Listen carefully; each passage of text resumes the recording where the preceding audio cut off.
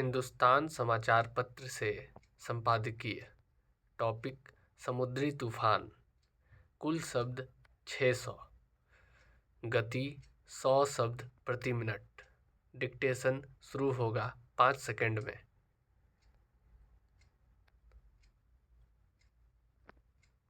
Start. चक्रवाती तूफान Ditwah ने श्रीलंका के एक बड़े क्षेत्र को तबाह करने के बाद भारत को भी प्रभावित किया है। रविवार को तमिलनाडु पुडुचेरी तटरेखा के समानांतर इस तूफान से काफ़ी नुकसान पहुंचा है। जान माल का नुकसान हुआ है। हजारों एकड़ की खेती तबाह हुई है। समग्र आकलन की ज़रूरत है, लेकिन पहली नज़र में कहा जा सकता है कि इस भयंकर तूफान ने श्रीलंका को साथ ही भारत के भी एक बड़े हिस्से में जनजीवन को प्रभावित कर दिया है। तेज हवाओं के साथ ही भारी बारिश का क्रम जारी है।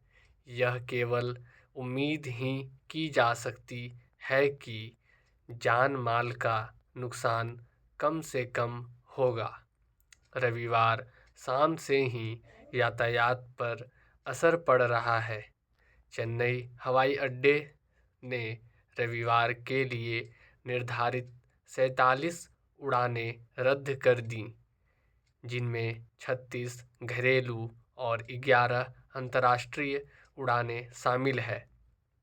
भारत मौसम विभाग ने चेतावनी जारी कर रखी है और अभी जल्दी राहत की उम्मीद नहीं है। स्थिति सामान्य होने में 2 दिन का समय लग सकता है। यह बताना मुश्किल है कि दित्वा तूफान कहां जाकर थमेगा। मौसम विभाग को आशंका है कि इस तूफान का असर आंध्र प्रदेश के साथ ही पश्चिम बंगाल पर भी पड़ सकता है। सबसे ज़्यादा नुकसान तो श्रीलंका में हुआ है। आशंका है कि श्रीलंका में इस सदी का सबसे खतरनाक तूफान साबित हो सकता है।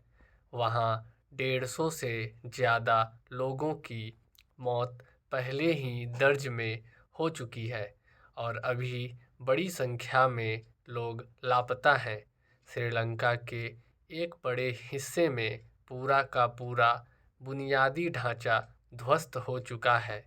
श्रीलंका के राष्ट्रपति अनुसरा कुमार दिसायनके ने चक्रवात के बाद की स्थिति से निपटने के लिए शनिवार को ही अस्पताल की घोषणा कर दी है। उन्होंने लगे हाथ दुनिया से मदद की भी गुहार लगाई है और भारत मदद के लिए सबसे पहले पहुंच गया है। अभी श्रीलंका की अर्थव्यवस्था की स्थिति वैसे ही अच्छी नहीं है और जिस तरह की भारी तबाही वहां हुई है, इस देश को उबरने में महीनों लग सकते हैं। भारत को अपने इस पड़ोसी देश की पूरी मदद करनी चाहिए। भारतीय बचाव दल सामग्री के साथ वहां सेवा में लग गए हैं। ऐसे तूफान इतने खतरनाक होते हैं कि इनसे बचने के लिए द्वीपीय देशों में बचाव के विकल्प बहुत कम हैं। यह ध्यान देने की बात है कि दुनिया में तूफानों की तीव्रता समय के साथ बढ़ रही है। आंकड़े यही गवाही देते हैं कि तूफानों की संख्या बढ़ी नहीं है, लेकिन वे पहले की तुलना में ज़्यादा खतरनाक सिद्ध हो रहे हैं। पृथ्वी की सतह पर उष्णकटिबंधीय चक्रवातों की गति में भी कमी आई है।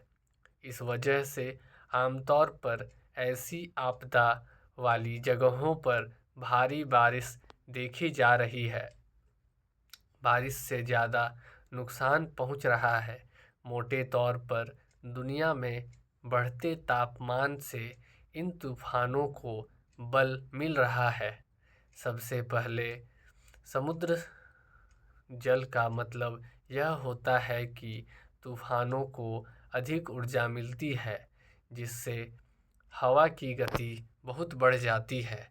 यह तथ्य भी सर्वविदित है कि मानव जनित समुद्री तापमान वृद्धि के चलते 2019 और 2023 के बीच तूफानों की अधिकतम हवा की गति औसतन 30 किलोमीटर प्रति घंटा बढ़ गई है। एक कारण यह भी है कि गर्म वातावरण अधिक नमी धारण कर सकता है, जिससे तीव्र वर्षा होती है। जलवायु परिवर्तन ने अत्यधिक वर्षा की आशंका को लगभग 3 गुना बढ़ा दिया है। कोई संदेह नहीं है कि पर्यावरण बचाव के विश्वव्यापी उपायों को आजमाकर समुद्री तूफानों के खतरे को कम किया जा सकता है। क्या इस दिशा में हम गंभीरता से प्रयास करेंगे? स्टॉप।